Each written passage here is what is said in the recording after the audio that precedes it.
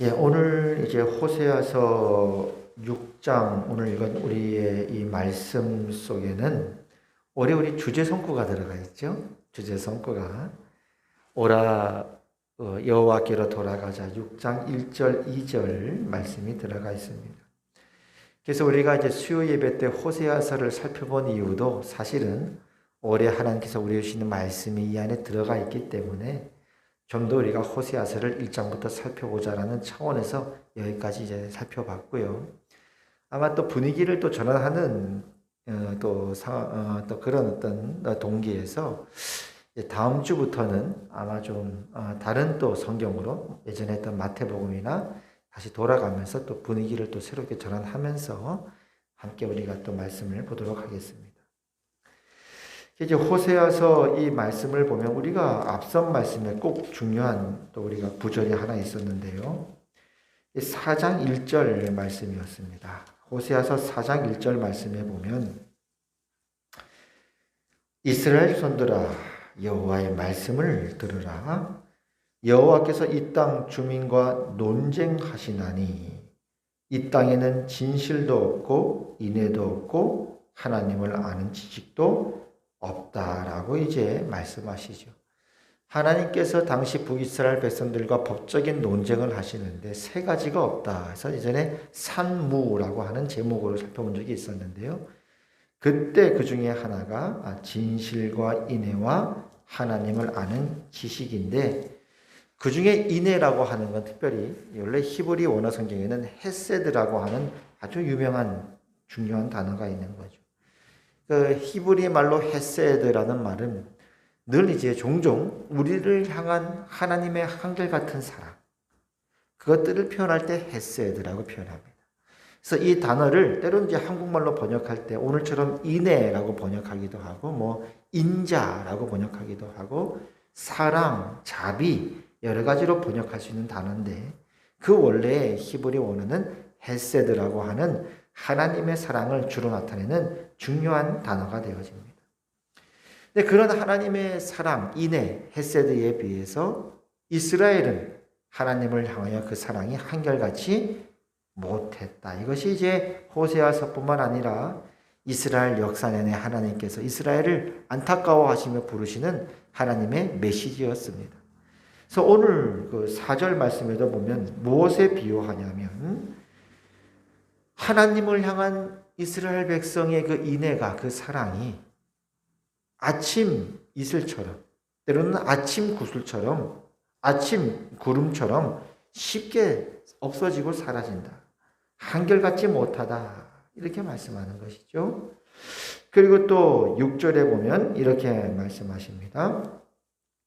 나는 인애를 원하고 제사를 원하지 아니하며 번제보다 하나님을 아는 것을 원하노라. 이스라엘아, 화평교회 성도들아, 내가 너희를 향해 내가 원하는 게 뭔지 아느냐? 하나님을 향한 한결같은 사랑을 내가 원한다라고 말씀합니다. 그리고 하나님을 아는 것, 그 하나님의 사랑과 우리를 향한 하나님의 마음이 어떤지를 너희가 알기를 원한다. 그 하나님을 향한 한결같은 사랑을 내가 너희에게 요구하지 않느냐. 이게 호세아서 어쩌면 구약 성경 내내 중요한 메시지가 되어집니다. 그래서 호세아서를 보면 주로 이제 하나님과 우리와의 그 관계를 앞에서도 살펴봤듯이 부부관계로 부부간의 사랑으로 말씀하지 않았습니까? 근데 우리가 부부간의 사랑 그러면 주로 이제 어떤 게 느껴지냐면 부부간의 사랑 그러면 청춘 남녀가 만나서 뭐 보면 또 보고 싶고 막 뜨겁게 막 사랑하고 그런 것보다도 부부간의 사랑이라는 거는 아니면 뭐 신혼여행 때 가서 한때 즐거울 때 사진 찍은 걸 가지고 부부간의 사랑 그렇게 하는 것도 아니고 일방적으로 부부간의 사랑이라고 하면 무엇을 많이 우리가 참 떠오르고 그걸 귀하게 여기냐면 부부가 서로 100년 동안에 해로하였다. 그게 부부간의 사랑 그렇지 않습니까?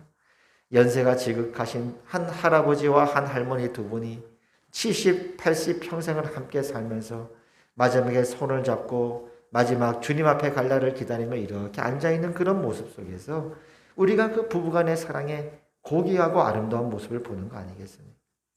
해로 한다는 게 뭔지 이제 한자말로 찾아보니까 한자가 좀 어렵더라고요. 해자가 뭐냐면 함께할 해자, 함께란 뜻이 있고 로는 늙을 노자. 그래서 100년 동안 부부가 해로했다는 말은 함께 늙었다. 평생을 함께하며 함께 지내며 함께 늙었다. 그 말 속에가 뭐냐면 부부 안에는 그런 오랜 시간 동안에 한결같은 그 사랑이 부부 사랑의 가장 중요한 가치요. 그것이 이제 하나님께서 우리를 부부로 만드신 그런 하나님의 뜻이다라는 걸 알 수가 있는 것이죠. 물론 이제 부부끼리 살면 우리는 서로 인간인지라 서로 이제 지지고 볶고 살면서 그러면서 사내 못 사대 하면서 나중에 이제 미운 정, 고운 정 들면서 같이 살아가는 게 또 다른 부부 사랑의 묘미 아니겠습니까? 그런 사랑들은 부부만이 만들어낼 수 있는 거예요. 부부 사이에서만이. 술집에서는 만들 수 없다. 그건 부부 간에만의 신의와 서로 사랑과 지지고 볶음 속에서도 약속이 있고 그런 속에서 완성되는 것이 부부 간의 사랑이지. 여기 외에는 다른 곳에서는 그 헤세드, 한결같은 사랑이라는 것을 만들어낼 수 있는 곳이 없다라는 것을 확인하게 되어집니다. 그렇기 때문에 오히려 우리는 이 호세아서를 보면서 뭘 발견하냐면 우리를 향한 하나님의 사랑을 다시 발견하는 거예요. 어떤 사랑이라고요? 한결같은 하나님의 사랑. 언제나 그 자리에 계시는 신실하신 하나님의 헤세드를 발견하게 된다는 거예요. 그래서 오늘 3절에도 보면 중요한 단어가 나오는데요. 3절 보시면 뭐가 나오냐면 어김없나니라는 말.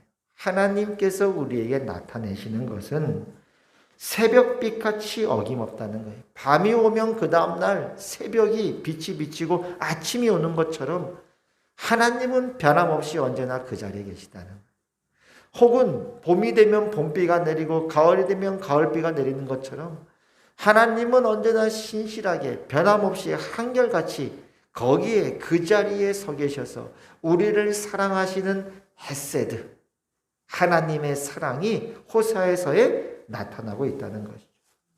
그래서 아까 우리가 찬송가도 특별히 제가 오늘 우리 김문훈 전사님께 이 찬송을 부탁했는데 일어나 걸으라. 아까 우리 찬송하지 않았습니까?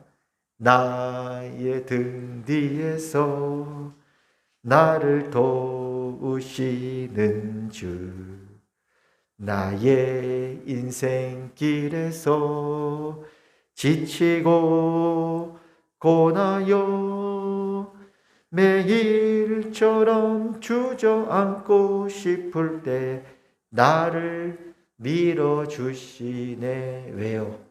하나님은 헤세드니. 특별히 이 찬양의 3절 가사가 더욱 분명하죠. 나의 등 뒤에서 나를 도우시는 주 때때로 뒤돌아보면 여전히 계신 주 잔잔한 미소로 바라보시며 나를 재촉하시. 언제나 하나님은 그 자리에서 우리를 지켜보고 계십니다. 그렇지 않습니까? 원래 이 찬양을 예전에 우리 최용덕 씨라고 예전에 우리 30년 전에는 이제 찬미예수라고 아주 늘 교회에서 많이 봤던 찬양집을 주로 만들었던 분인데 이분의 간증이기도 해요. 한 번은 하나님께 너무 시험이 어떤 면에서 들었고 해서 막 방황하고 방탕했다는 거예요. 방황하고 막 헤매고 있는데 어느 아침에 말씀을 보는데 하나님은 여전히 내 등 뒤에 계셔서 그 자리에 나를 바라보셨고 미소 지으면서 나를 격려해 주셨다. 그 이제 고백이 이제 이 찬양 가사로 고백되어지는 것이거든요. 그래서 이런 모습들이 호세아 내내 나오는데 어떤 모습이냐면 호세와 아내의 모습이에요. 아내는 어떤 모습이냐? 오늘 이 아까 우리 3절 말씀처럼 이슬처럼 쉽게 사라지는 아침 구름처럼 그냥 없어져 버리는 그런 어떤 여인의 모습이죠. 뭐 조금 왔다가 그냥 마음에 안 들면 나가버리고 또 다른 남자 만나고 그런 호세아의 아내 모습 아닙니까? 근데 호세아는 어떤 모습이에요? 언제나 여전히 그 자리에서 그 아내를 기다리는 남편의 모습.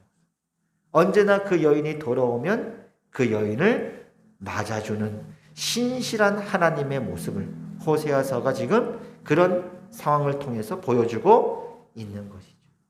여기에 또 우리가 알 수 있는 게 뭐냐면 유명한 누가복음의 탕자의 비유로 알려진 비유가 있죠. 거기에 아들은 뭘 요구하죠? 아버지께? 아버지 재산 중에서 나에게 돌아올 분깃, 나에게 돌아올 유산을 주세요. 아는 요구하는 거예요. 아니, 살아계신 아버지께 유산을 요구하는 그런 배은망덕한 아들이 어디 있습니까? 돌아가시지 않았는데. 아니, 살아계셨는데 유산 달라고 우기는 거예요. 그리고 그 유산 받아다가 가가지고 허랑방탕하게 그냥 다 써버리고 나중엔 깊은 나락 가운데 있지 않습니까? 유대인들은 돼지고기를 먹으면 안 되고 싫어하고 가증히 여기는데 그 돼지를 치는 일을 해요. 이방 나라에 가가지고. 그뿐 아니라 돼지고기도 안 먹는데 돼지가 먹는 열매를 먹으려고 해요. 그것조차 주는 사람이 없을 정도로 비참한 나락에 떨어지지 않습니까? 근데 그 아버지의 모습은 어떤 모습이었어요? 언제나 그 자리에서 그 아들이 돌아오기만을 기다리는 아버지의 사랑. 그렇기 때문에 올 한 해 우리에게 주신 이 말씀 속에는 사실은 하나님의 사랑이 이 안에 녹아져 있다. 우리가 여호와께로 돌아가자라는 말씀 속에는 언제나 그 자리에서 우리를 기다리시는 하나님. 할렐루야. 여러분, 이 코로나가 끝나기를 우리가 더 원할까요? 하나님께서 더 원하시나요? 하나님이 막 그날을 너무너무 기다리고 있는 다시 우리 화평 식구들이 이제 일상으로 돌아와서 다시 이 예배의 자리 현장 속에서 물론 지금 이 시간 영상으로 예배드리는 수많은 우리 귀한 분들도 계시니 함께 우리가 이제 얼굴을 맛보고 현장 속에서 함께 예배드리는 날을 주님은 매일매일 이 자리에서 기다리고 계신다는 사실. 그래서 오늘 이 3절에 어김없이 하나님께서 임하신다, 새벽비처럼 아침이 오듯이 어김없다는 그런 표현은 아까 언급했던 누가복음 탕자의 비유에 보면 이렇게 묘사되어 있습니다. 그 아들이 이제 드디어 깨닫기 시작하는 거죠. 누가복음 15장 17절에 보면 이에 스스로 돌이켜 이르되 내 아버지에게는 양식이 풍족한 품꾼이 얼마나 많은가. 나는 여기서 주려 죽는구나. 내가 일어나 아버지께 가서 이르기를 아버지 내가 하늘과 아버지께 죄를 지었사오니 지금부터는 아버지의 아들이라 일컬음을 감당하지 못하겠나이다. 나를 품꾼의 하나로 보소서 하리라 하고 이에 일어나서 오래 피워져 아버지께로 돌아가니라. 그 다음 어떻게 하셨습니까? 아직도 거리가 먼데 아버지가 그를 보고 치근히 여겨 달려가 목을 안고 입을 맞추니 여호와께서 우리에게 임하심은 새벽빛처럼 빛처럼 봄비와 가을비처럼 어김없이 우리에게 나타나셔서 우리를 안아주시는 하나님 아버지신 것입니다. 예전에 이제 제가 예수님 이제 막 초신자 때 예수님 막 믿고 이제 예수님과 주님과 늘 교제하는 말씀과 기도로 교제하는 걸 이제 막 배우고 그럴 초신자 때였는데 뭐 하나님과 매일 만나서 교제하는 게 뭐 쉽습니까? 그 쉽지가 당연히 않죠. 그때는 할 수 없이 의무감에서 그냥 대충 때우기도 하고 어떨 때는 그냥 습관적으로 그냥 하고 그냥 오늘 다 끝났다 그러기도 하고 뭐 그런 경우 있죠. 어떤 날은 빼먹기도 많이 빼먹고요. 그럴 당시에 내 마음 그리스도의 집이라는 유명한 책이 있었어요. 소책자인데 그 책이 저한테 참 많은 도움이 됐습니다. 그 책은 이제 내 마음 그리스도의 집 읽어보셨습니까 혹시? 내 마음을 이제 집 안으로 비유했어요. 뭐 주방도 있고 뭐 거실도 있고 한데 한 번에 이제 자기 마음의 거실로 들어간 거예요. 그랬더니 이제 주님이 이렇게 그 책을 쓴 사람한테 이렇게 말씀하십니다. 여기는 좋은 방이구나. 이 방에 자주 오도록 하자. 은밀하고 조용하니 우리가 대화하며 함께 교제를 나눌 수 있겠구나. 내가 매일 아침 일찌감치 여기에 올 테니 나와 함께 일과를 시작하자꾸나. 거실에서 그렇게 이제 약속을 한 거예요. 처음에는 달콤한 주님과의 그런 어떤 교제를 나누고 했는데 차츰차츰 뭐 바쁘죠. 사는 게 바쁘고 하다 보니까 뭐 거르기도 하고 시간을 대충 때우기도 하고 여러 날 거르는 거예요.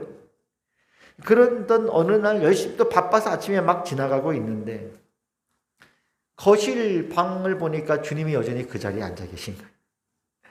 여기까지 가서 아이고 주님 죄송합니다.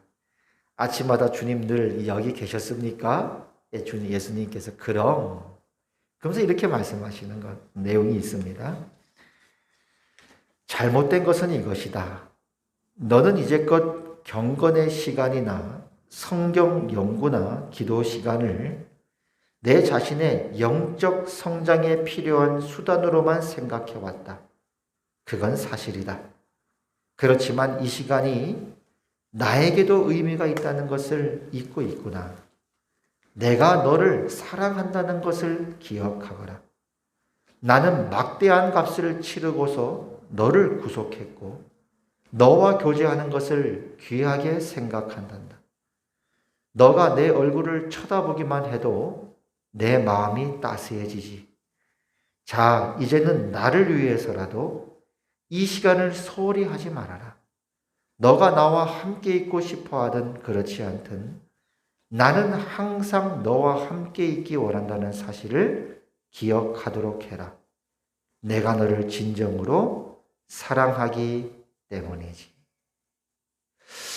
이게 이제 하나님과의 교제 시간이에요. 그래서 그때는 이제 학생 때인데 뭐 아침에 무슨 말씀 볼 시간이 어디 있습니까? 일어나서 수업 가기도 정신없는데.